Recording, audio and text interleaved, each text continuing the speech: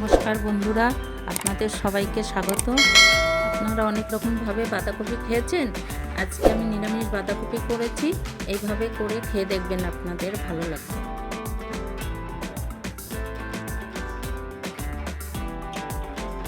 বাঁধাকপিটা কুচি কুচি করে কেটে নিলাম। শিলনোড়ায় আদাটা বেটে নিলাম।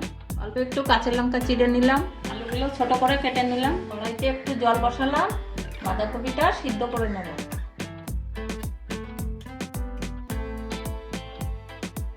এবার একটু ঢেকে দেবো সিদ্ধ করার জন্য। বাঁধাকপিটা সিদ্ধ হয়ে গেছে। এবার নামিয়ে জলটা ঝরিয়ে নেব। জিরেটা ভেজে একটু বেটে নেব। এবার কড়াইতে তেল দেবো,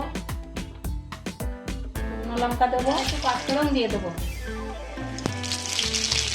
ভিতরে এবার আলুগুলো দিয়ে, আলুটা হালকা একটু ভাজা হওয়ার পরে কাঁচা লঙ্কাগুলো দিয়ে দেবো।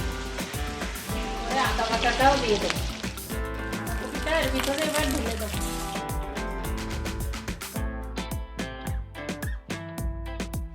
এবার লবণটা দিয়ে দেবো। 1 চামচ মতন হলুদ দিয়ে দেবো।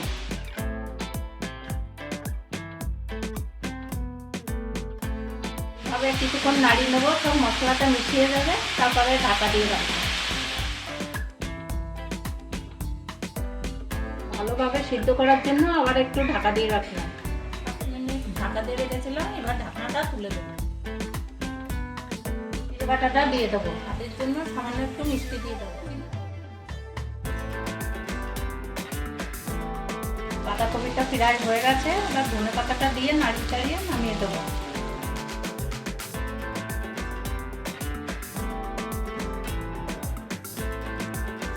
আজকে আমার নিরামিষ বাঁধাকপি তৈরি। আপনারা অবশ্যই জানাবেন কেমন লাগলো।